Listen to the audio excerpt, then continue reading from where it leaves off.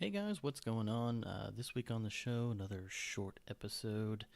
I've got Infinity Wars, The Walking Dead, I've got Death of Inhumans, Cosmic Ghost Rider, and Deadpool. Strap yourselves in and grab your butts, because here we go.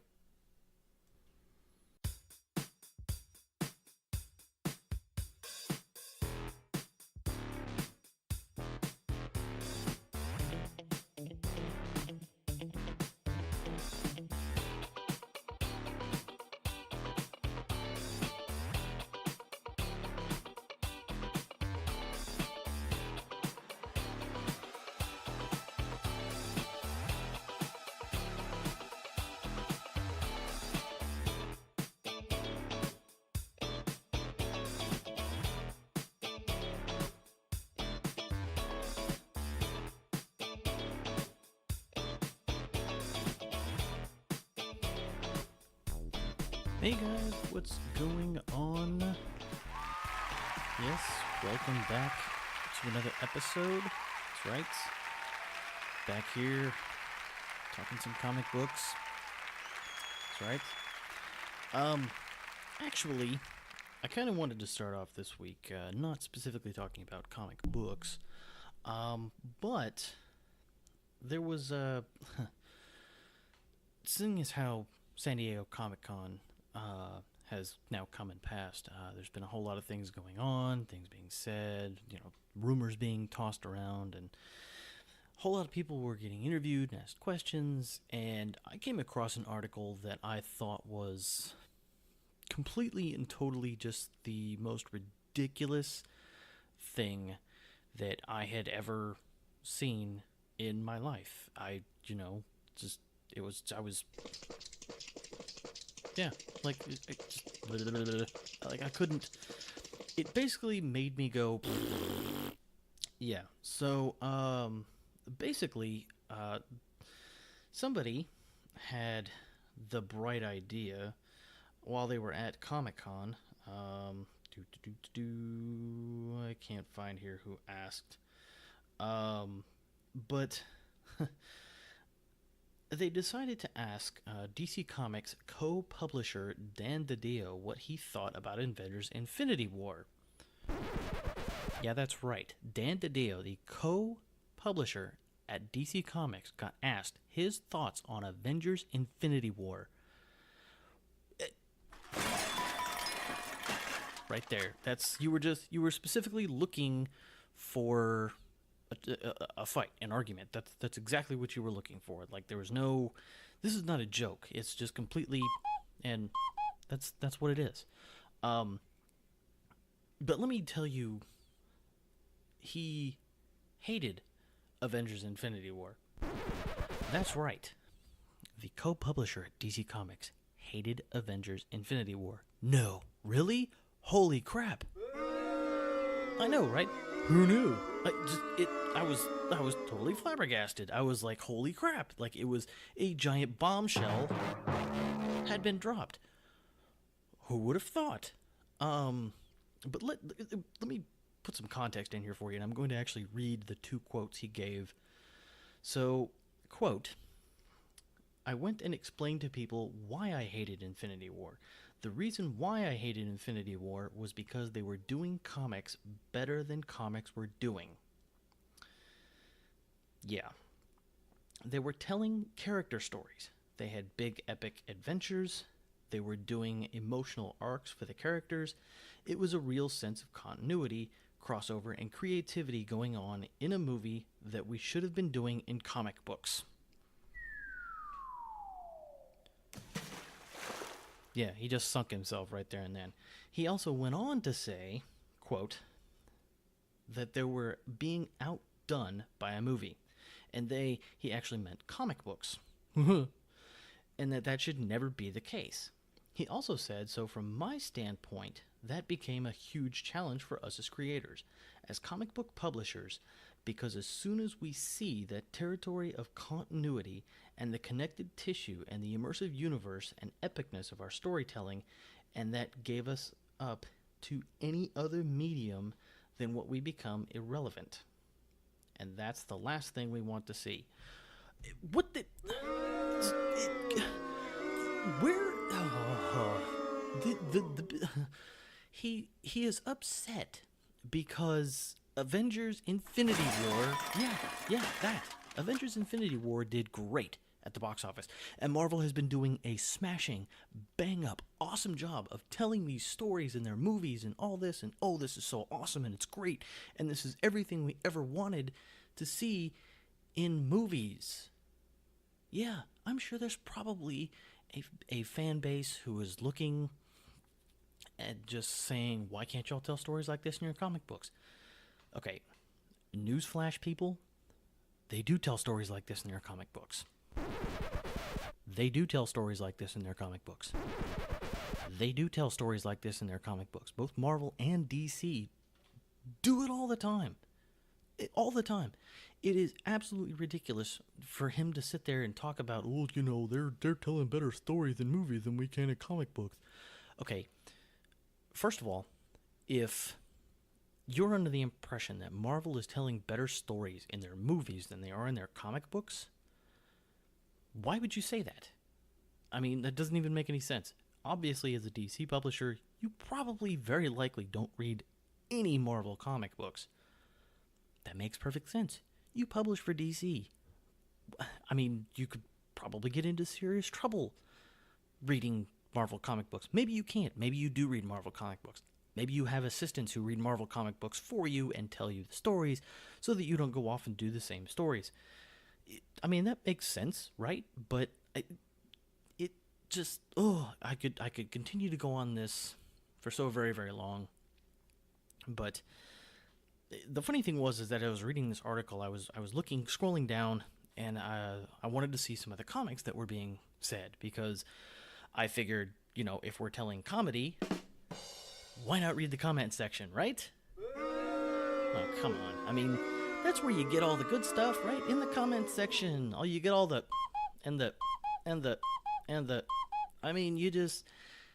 So I was reading the comment section, and so very many people were talking to him and going, hey, well, if y'all would tell, stories in your DC movies, that were like the Marvel movies, they'd do better.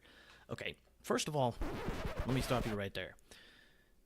DC Comics has absolutely little to no input that goes into the DCEU, as, like, Image Comic Books has input into what goes into a Marvel movie, okay?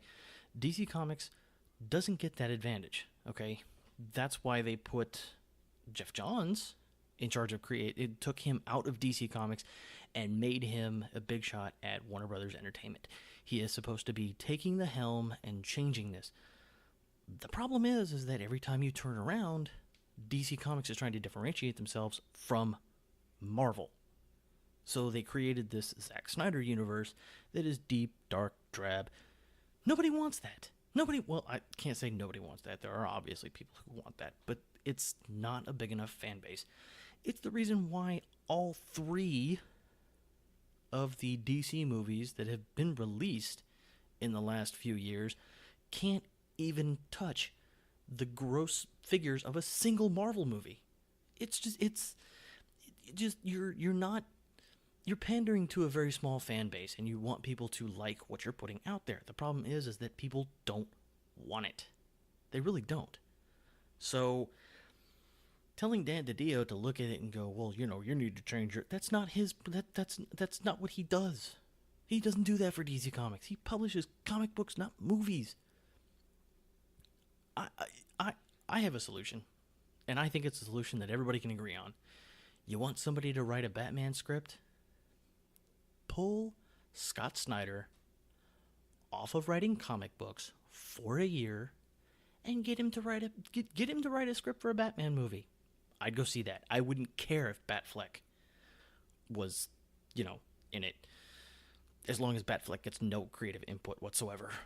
I would be perfectly okay with that. I would go see a Scott Snyder Batfleck movie. I would go see a Scott Snyder Superman or a Justice League or even a Flash movie. It would just, I mean, and I haven't been the biggest fan of what Tom King is doing with Batman right now, but Tom King is an excellent writer for the most part. Give Tom King a chance to write something. Take Jeff Johns out of the executive seat and put him in front of a desk with a pen and a paper and say, "Where is a script, dude? Fix it." Just, you know, Warner Brothers has this ginormous creative team at DC Comics, and they have this enormous creative team at Warner Brothers, at their studios. The problem is that they're not looking at it and going, our creative team here isn't getting the job done, and just drop them and bring in some of the comic artists, the writers. It just give it a shot. You can't. I have a hard time feeling that you could actually go wrong. I really do. So, but okay. So that was a nice 10-minute rant on that. My apologies. Please feel free to completely, totally disagree with me and hate me for doing that. I don't hate Dan DiDio. He's done some really awesome things with DC Comics, and he really has, and with the New 52, and they've turned it, and Rebirth, and they're going in the right direction with their comic books. I think for the most part, on the whole, there's some issues I have with individual issues, but that's neither here nor there. So let's get off into some comic books, right? Okay, right? Let's just stop the thing, and we're gonna back up the truck. I don't have a sound effect for a truck backing up. I should probably get one of those. Put that on the list, sound effects guy. All right. So, first up we have Infinity Wars, issue number 1. So Doctor Strange has called the holders of the Infinity Stones to Earth for a meeting of the new Infinity Watch. That's right, the Infinity Watch is the thing again. So when everyone arrives, they decide to use the Reality Stone and the Time Stone to learn what Thanos has planned for them and how he's, because obviously the Infinity Stones have been gathered, Thanos is going to come after them. So they figure they're going to get a jump on him and, kind of get an idea for where he's at. Well, when they pull up Thanos' location, he's dead. He's dead. He's dead. He's dead. Yeah, that's right. Thanos is dead. He got his head cut off. Yeah. Clean cut, too. It's pretty badass. It happened in the Infinity Wars Prime issue. So you'll have to pick that up. So while everybody is standing there just completely stunned and dumbfounded and you're like, huh?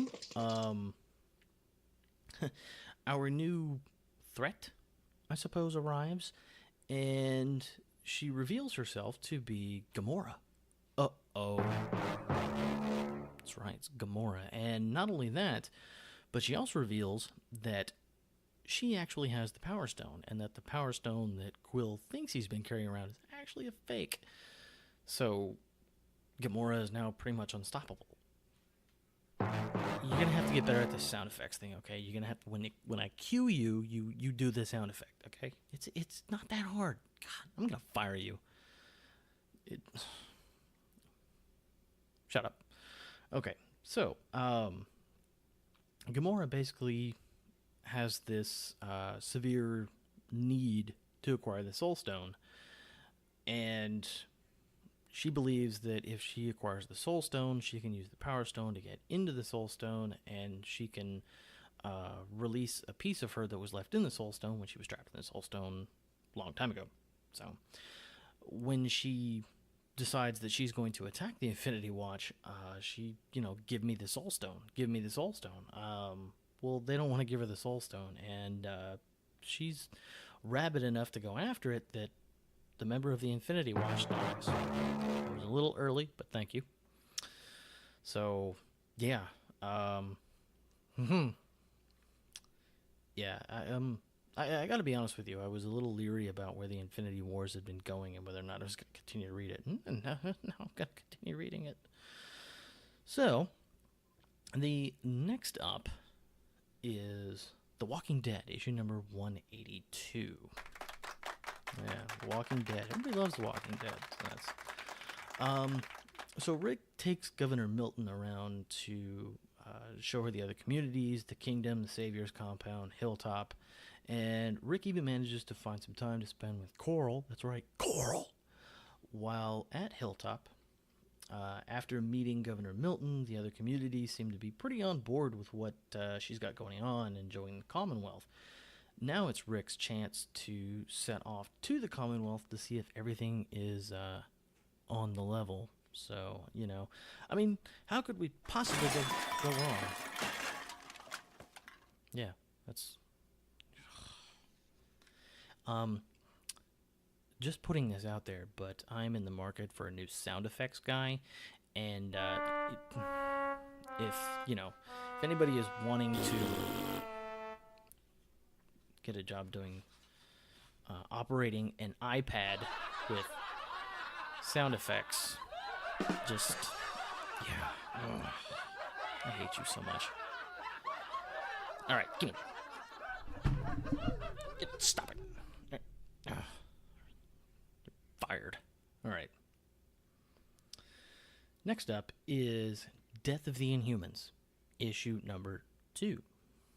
So, Black Bolt and the rest of the royal family have returned to their home and find it destroyed. And more dead Inhumans, including Maximus and Lockjaw. I said, give me the iPad. Stop it. Just stop it. All right.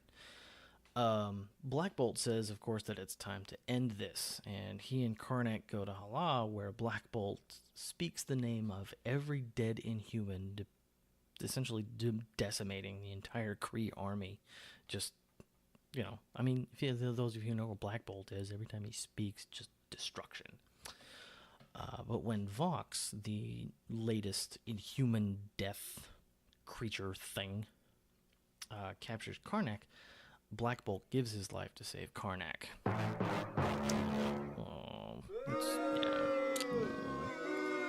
So, yeah. You're just gonna have to get over that. It is Death of the Inhumans. Come on. Where's the confusion? So, next up is the Cosmic Ghost Rider. Stop it. That's not even the right sound effect. Thank you. God, you suck. So next up is the Cosmic Ghost Rider, issue number 2. So Frank has kidnapped baby Thanos, and he decided that he's going to turn him from an existence of destruction. That's not a joke. He's really going to try it. All right, stop it. Frank decides that he's going to be a bit of a handful, and so he goes to ask his old buddy Galactus for help. Yeah, that's right. He and Galactus were buddies way back when in the future, about 10,000 years. But anyway, so Galactus says that he's willing to devour Thanos for him, and Frank is like, no.